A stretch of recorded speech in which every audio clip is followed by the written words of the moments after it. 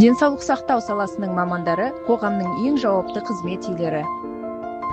Бүгін біз, кітапханашылар, 21 маусым медицина қызметкерлері күніне орай медицина колледжінің тыныс тіршілігімен танысып қайттық.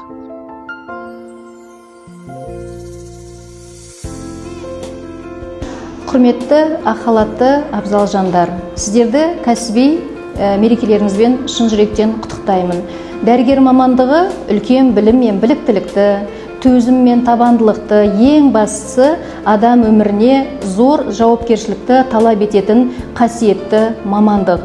Сіздер күн сайын мыңдаған адамның денсаулығы мен өмірі үшін аянбай еңбек етіп, кәсібилік пен жанашырлықтың жарқын үлгісін көрсетіп келесіздер. Сіздердің еңбектеріңіз адам өмірінің құндылығын сақтауға бағытталған ең асыл қызметтердің бірі.